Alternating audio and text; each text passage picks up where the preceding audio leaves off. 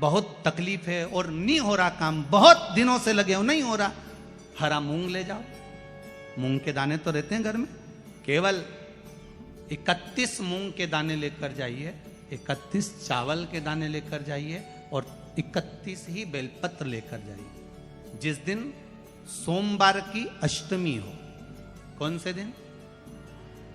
सोमवार की अष्टमी हो, उस दिन शंकर जी के मंदिर में जाओ, 3 चीज लेकर जाओ, मूंग के दाने, चावल, बेलपत्र। चावल जो 31 लेकर गए हो, अपनी कामना कर कर शंकर जी की देहली पर रख दो, चौखट पर, कहीं पर भी एकांत में उसको रख दिया। मूंग के जो दाने लेकर गए हो 31, वो नंदी के पास में, जो नंदी का पांव ऊंचा रहता है उस पांव के पास रख दीजिए। और जो 31 बेलपत्र लेकर गए हो, वो 31 बेलपत्र अशोक सुंदरी वाली जो जगह है, आपको पहले बताया है कथा में, अशोक सुंदरी जी का स्थान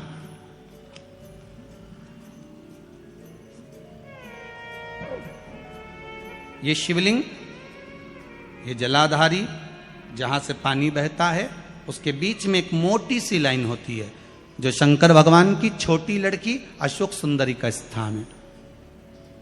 शिव जी के 13 बच्चे हैं, 13 बच्चे में सबसे छोटी लड़की अशोक सुंदरी यहीं पर विराजमान होती है, जहां से पानी नीचे गिरता है। प्रत्येक शिवलिंग के सामने एक मोटी सी लाइन होगी, उस मोटी सी जो लाइन है अशोक सुंदरी, वहां पर जो 31 बेलपत्र लेकर गए हो, अपनी कामना कर कर पीला चंदन, लाल चंदन लगाकर उस पर समर्पित करते जाओ। उसकी डंडी जहां से पानी बहता है उस ओर होना चाहिए। आप निवेदन कर कर देखो, एक सोमवार की अष्टमी पर कर कर देखना, दूसरी सोमवार की अष्टमी आएगी, अपने आप आपका काम हो गया होगा। बाबा से निवेदन तो करो, क्यों भटक रहे? स्कंद पुराण कहती है, जिस व्यक्ति पर कर्जा बहुत ज्यादा मात्रा में हो जाता है और कर्जा चूकता नहीं है, आप बहुत प्रयास कर लिए, करोड़ों रुपए का कर्जा हो गया, यहां से लिया वहां दिया, वहां से उठाया वहां दिया, वहां से उठाया वहां दिया, तो निवेदन है, कभी मौका लगे कर्जा मुक्ति के लिए सारे वृक्षों में अगर कोई श्रेष्ठ वृक्ष माना गया है तो वो बट का वृक्ष माना गया महाराज। इसलिए प्रशासनिक कार्य के लिए, मानसिक टेंशन में, परेशानियों में बटकेश्वर महादेव का स्मरण किया जाता है। और यदि निवेदन करूंगा बहुत ज्यादा, यदि आपको कर्जा हो गया है, बहुत ज्यादा कर्जा हो गया और वो कर्जा चूक ही नहीं रहा, तो थोड़े दिन बड़ के पेड़ के नीचे आप बटकेश्वर महादेव के लिए 1 लोटा पानी, उसमें थोड़ा सा पिसा हुआ चावल पीस के गला लेना, चावल को और पीस लेना, पीस के उस पानी में मिला लेना और मिलाकर उसमें थोड़ी सी हल्दी पिसी हुई डालकर बटकेश्वर महादेव के नाम से बड़ के पेड़ के नीचे अपनी कामना कर कर जो कर्जा हुआ है उस कर्जे का भान देते हुए, स्मरण देते हुए छोड़ दीजिए। महाराज 2 या 3 सोमवार एक ही जगह पर करना, 3 सोमवार बाद वहीं से बड़ के पेड़ की थोड़ी सी जड़ उठा लाना और उस जड़ को एक कोई धागे में बांधकर या तो अपनी गले में डाल लो या अपनी जेब में पटक लो, उसको थोड़े दिन पटक कर रखना, लगभग 2 से 3 महीना पटक कर रखो।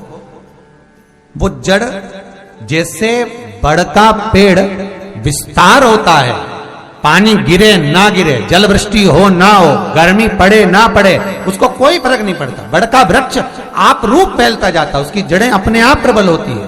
उसी तरह ये बटकेश्वर महादेव कहीं से भी अगर जड़ आपके पास में रखी है 1 महीना, 2 महीना, 3 महीना तक, तो ये जड़ अपने आप लक्ष्मी को पकड़कर खींच कर लाती है और कर्जे से मुक्त कर देती।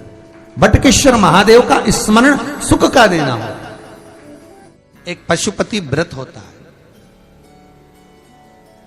यदि कोई विशेष समस्या हो जो आप नहीं बता सकते किसी को, बहुत तकलीफ चल रही हो, बहुत कष्ट हो रहा हो, बहुत ज्यादा दुखी हो, तो 5 सोमवार पशुपति व्रत कर लो।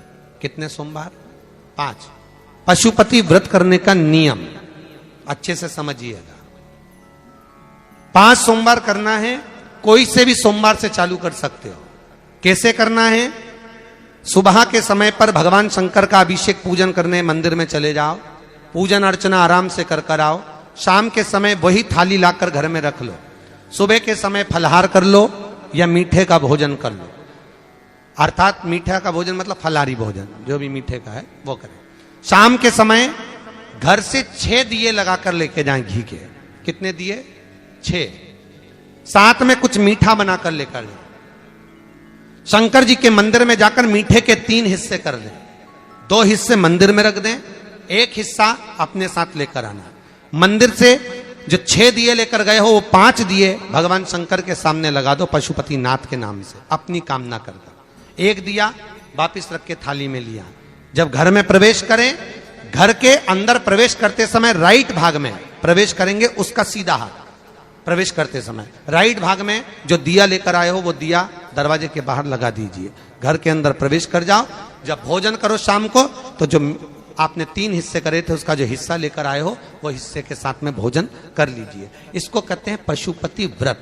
मात्र 5 व्रत कर लो। अगर कोई समस्या है, तकलीफ है, बहुत कष्ट है, तब कोई दिक्कत आ गई है, कोई बीमारी आ गई है, बहुत कष्ट ज्यादा हो रहा है, कोई कर्जा बढ़ गया है, कोई देन लेन रह गया है, कोई परेशान कर रहा है, तो पशुपति व्रत आप कर सकते। ये व्रत आपके जीवन में 5 व्रत करोगे और काम सफल हो जाए। इसको कहते हैं पशुपति व्रत।